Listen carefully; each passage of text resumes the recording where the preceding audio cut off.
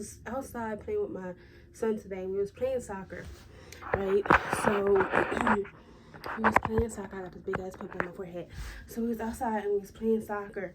And I wanted to start crying. Matter of fact, I did shed a few tears. And it's just like, yo, I really am a single mom. Like, I really am a single mom. And we won't have to cry no more.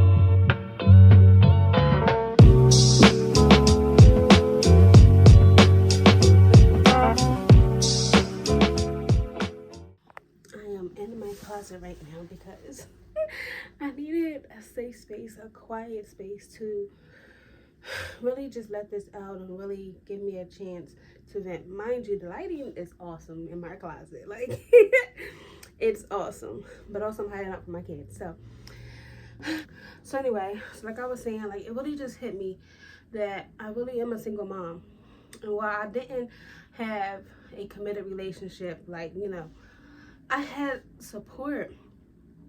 And I don't think I ever got past my heartbreak as being a single mom and having a partner that you really partnered with, you know what I mean? And anything you needed, they was there. And it's like, you really don't understand what peace feels like until that peace is stripped away. You know what I mean? That safe place is stripped away from you. And that he was my safe space. You know, anything I needed, anything I was going through, the days I was sick, I couldn't get out of bed, you know what I mean? And some people honestly just can't be replaced. Like, they can't be replaced. And this pain reminds me of the pain I felt with my grandmother. And we have been in each other's lives for almost 7 years, about 7 years. And it reminds me, I say it reminds me of my grandma because the love I felt from my grandmother was so unconditional, was so pure, like so sweet. And I knew I wasn't gonna make through this video without crying, but I'm just like, yo, playing soccer with my kid is like, I wish my partner was there, like my best friend was there. And even with my son, he's like, Mom, I miss my dad. And sometimes I tell him straight up, me too. But he chose not to continue life with me, you know, with us. And it sucks, but he has free will. And, you know, some days it's like, I wish my son would stop bringing up his dad. I wish he would, you know, you got other people in your life, but nobody compares to his dad. And I have to acknowledge that, and I do acknowledge that, but it doesn't allow me to heal, but also it kind of keeps my love for him alive. But it's like, damn, like, I still miss him too. And Jordan, like, I miss my dad. I'm like, well, shit, me too, but there's nothing I can do, honestly. Like, it's honestly nothing I can do, you know. And I was watching a podcast, and they was like, you know, a child's well-being is contingent on his mother's happiness. And the crazy part is, I'm not motherfucking happy. I honestly want my best friend back, but I know I can't. I want my partner back. You know what I mean? When I'm playing soccer with my kid, it's like, I wish he was there. Or when I'm playing, or when I'm doing things I need a break, just to share the responsibility with, just to share. You know what I mean? His father didn't need to do nothing. As long as his presence was there, it was felt, it was needed, it was love. So now it's just like, it sucks. And having to do everything by myself is a lot of work for me because I didn't have to do this before. You know, so now I'm learning over again, like, what it's like to be a single mom. I ain't never had to do this. You know what I mean? I had somebody that was willing to help and willing to take care of me and things like that. And it also provided me a sense of peace and comfort. But I was sitting here, and it's like, when I'm outside doing things with Jordan, right? And it's like, no matter how many times I show up to his games, no matter what mommy is doing, his thought process is on his dad. And it's just like, but I'm here, Jordan. It's like, yeah, I know you're here, mommy, but I still miss my dad. And it's just like, I want to say that, like, I wish I had that balls, but that's not where my heart is. I can't ever say that. Like, I don't want to say that. You know, I want to be like, I want to punch him in the face, honestly. Honestly, I do want to punch him in the face. I don't want to hurt him, but I just want to punch him in the face and then hug him. But still punch him in the face because what the, you know what I mean? But having to go through this in a different state, like that was a part of the reason I left. I was so close to him. His family, everything around me reminded me of him and how he would just pop up. It was like I felt as though I was just waiting for him to show up again. You know, and it wasn't like that this time. He honestly made a decision to part his ways with us. And I don't want none of my friends be like, oh, that nigga, like, I understand y'all concept. But when you truly unconditionally love somebody, you let them have their free will. And when he said, I have to go somewhere else, I said, okay. Yes, it's going to hurt me. But if it's what makes him happy, he has to go. You know? Like, even when something happens to Jordan, I will call that man. Like, we maybe not speak for 6 months straight, but if something was to happen to Jordan, I'm calling. I don't care. I'm calling, you know? And even if it's just a phone call, just to be like, Court, just stay calm. Like, you know what I mean? I'm calling. It has just been hard for me as a single mom. And then on top of that, trying to date. My son's like, I'll find you a husband, Mom. I'm just like, I just don't want any husband, though, Jordan. That's not how life works. You know, you just can't pick up and go find a husband. It's like, I don't want anybody around my son. And I don't want anybody around me because I feel as though, like, it takes a lot to care for me. And a lot of men don't want to date a woman that has cancer, that has MS. Like, I'm a liability. You know what I mean? And men want to be taken care of. They don't want to take care of somebody else. So it's hard for me to date. Or they'll see me as like, oh, they just want to hit and don't want no responsibilities. But I don't want that. I am in a point in my life, like, I want a mature, healthy relationship. And the confessions of a single mom, this shit is hard, bro. This shit is hard. Like, I don't get a break. It's non-stop. It's always going. I can't get a break. I can't breathe. Look at me. I'm in the closet trying to just make a video, just trying to be like, hey, being a single mom is hard, you know? And I love my kid, but I just worked 8 hours. Even though I work from home, I worked 8 hours. I'm mentally exhausted. I just want to lay on the couch. I couldn't lay on the couch because my son's like, hey, Mom, can we do something? And he's the only child. So I'm just like, yeah, just give me a few minutes. And then he's upset because he has his own issue going on. And he's crying because he wants his dad. Then he's crying upset because he feels like he's alone. It's just like, it's a lot. And the fact is, like, when I was watching that podcast and it was like a child's happiness depends on how the mother is. And it's like, that is true. That is totally true, because when I'm anxious, it falls back on my kid. When I'm going through something, it falls back on my kid. So I'm trying to suppress and control my emotions so he's doing well. And all the time I'm crying because I'm overstimulated. I'm overwhelmed. You know, a piece of my heart is missing. It literally reminds me of my grandmother, and it took me years to get over that. And my friends be like, Court, it's been a year. Girl, that doesn't erase the 7 years I done dealt with this. You know, I had support. I had help when I got diagnosed with cancer. I had help when I got diagnosed with MS. Like, I had such a support system, and I had to leave because it was so overwhelming for me. And now being a single mom, we're doing the damn thing. We are doing the damn thing, and we got to give ourselves credit because this is hard. Not even single moms, but parents in general. It is hard. I'm watching, you know, my son react to kids playing with their fathers, and he's like, why didn't my dad love me? He thinks it's his fault. And I'm just like, kid, it's not your fault. You know, story time. And I'm not going to stay around too long. Story time.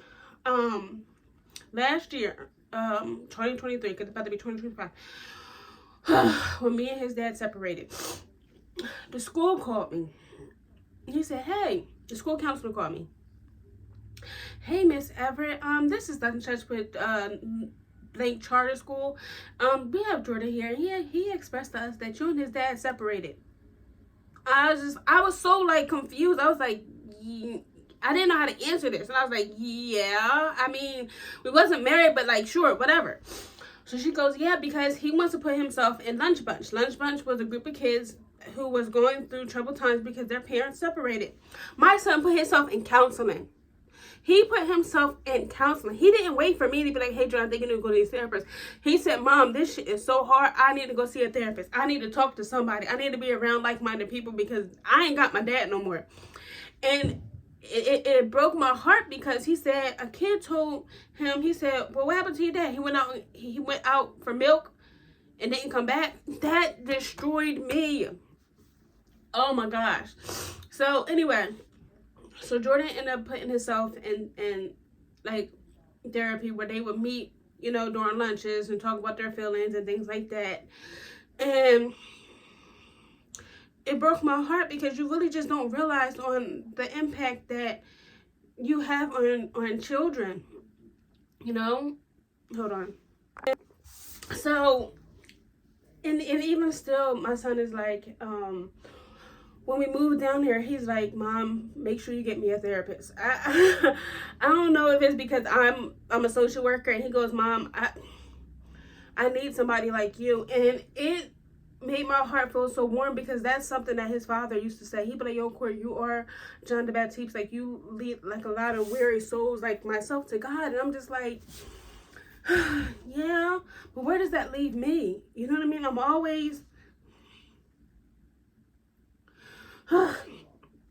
always leading people to other places, but nobody stays with me. You get what I'm saying? And it's like, you get us to where we need to be. And I always say this all the time, like, if that's God's mission for me, okay, cool. But the burden that it feels, oh my gosh, that shit hurts. Because how am I supposed to manage my emotional well-being and my son's emotional well-being? Because our life completely changed. You know, people don't stick around. My son has at the age of 9, has lost 2 significant people in their life. You know, he lost his Gigi, which passed literally a day after his birthday. And then his father. Like, does he have a biological father? Yes, but the guy I'm talking about has literally raised this boy since he was 18 months. Yep, 18 months. And now Jordan is 9. That's a lot. That's the only man that he knows. And I thought I was doing well. I thought I was honestly doing well until recently. And it's just like, damn, I really do miss him. I really am struggling. And that's okay. And the only way I know how to get through this is if I can talk about it. You know, I am a talker. Once I get this emotions out, I'm Gucci, I'm good. But I have to be able to talk about it, you know. And like I said, like, having a partner that was your safe space, you really don't know how much that person has impacted your life until they're not there. Until they're not there, until you're not talking to them every day, until they're not popping up at your house randomly, or, you know what I mean, taking the kid. Man, listen, I felt so safe because, and taken care of, because it was times when I had my MS. I have MS. So I'm managing my MS, and I'll be in the bed. He'll be like, come on, Jordan, let's go. Or in the mornings, I lived on the 3rd floor. I lived on the 3rd floor of an apartment building. And before he went to work at like 5 a.m. And he would come around the corner, wherever, I don't know where he was at, but whatever. He would come, warm up my car, and just so I can take the kid around the corner 2 minutes away from the house. Just so I can have warm seats. Just so I wasn't freezing my ass off in the morning. Those are the kind of things, like, that's why I miss having a partner. And I value relationships totally different because of what I have experienced. You know, there is love out there, but doing this as a single mom, bro, just like, it's so important, man. I'm telling you, it's so important to have somebody to share this life with. You know, friends that are truly there, that try to help each other. If y'all got a group of single moms, help each other out. I'm telling you, because we need support. You know, I need somebody that's going to help me pick up the kids. I need somebody that's going to come to these soccer games. I need somebody, you know, that's just going to love us unconditionally. And it may not, for me, it may not come into the form of a relationship. It may come to the form of a friendship. But that's what I'm trying to express to y'all. Like, it's different. It's different levels to this. You know, what I feel as though I experienced was real unconditional love. And which is why it's so hard and why I'm going through the motions that I'm going through an entire year later. It's so funny because my mom kept asking me, she kept asking me, she was like, Court, I've been down here since, for June, July, August, September, October, 4 months now, right? And she's like, she'll ask me randomly, Court, do you miss me? I'm like, no. It just hit me that I miss my mom a few weeks ago because I called her 3 times in one day. And I don't typically call people. I called her 3 times in one day and I was like, you know what, Mom? I actually miss you. Like, I can honestly say that. You know what I mean? Because it takes me a while to miss somebody. But a year later, has it been a fucking year? Yeah, a year later. You know? And just for that sense of peace, just for that sense of comfort. And it's just like, I don't know what God has in store for me. But protect my heart, protect my mind, protect my spirit. Because this is why I don't date.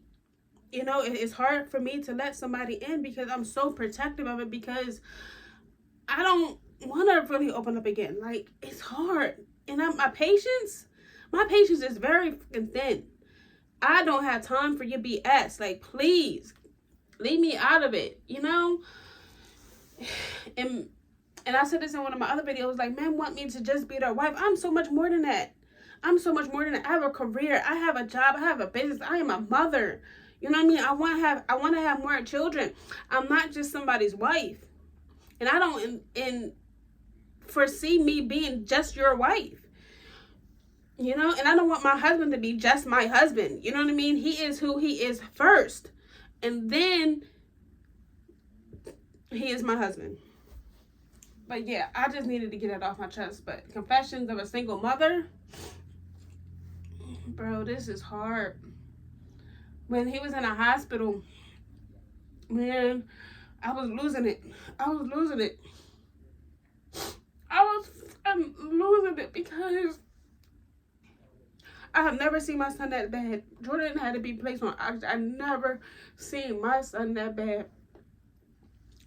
And in my mind, I wanted to call his dad. I wanted to call him so bad. And I was just like, I was talking myself out of it. That was the first person I wanted to call and talk to, because even though he probably like, Courtney, you got it, I just need to hear his voice. Because remember, he's my best friend. So I waited. I already had the text message prepped. And I waited till like 8 o'clock in the morning because it's appropriate time, right? And I sent a text message like, Jordan's in the ICU. And I transferred him to a different hospital. He called me and I was just like, that frantic state was just gone, because I know, speaking to him, I had to have a clear head, because he's going to ask me specific questions. He's going to make sure like I hone in on the information that he needs to know. So when I answered the phone, I was like, okay, breathe, focus, because he's about to ask you 1,000,001 questions. And if I'm crying, he's not going to understand me. So I had to like decompress. But I would never forget what he said. He was like, thank you for calling me. And while my ego side of me was like, I didn't want to call him, because I know I shouldn't be calling him, because we're in a kind of no contact. But if anything was to ever happen to that boy and I did not call his father, that guilt would have eaten me up. Even if he did not answer, at least I feel as though confidently I did what a mother should have done, is call his dad. Because he has never disappointed me. yes, he disappointed me in the sense that he left, but he has never really did something to me. That was for him. So anyway, but I really needed to like get this shit off my chest because I've been holding it in so long.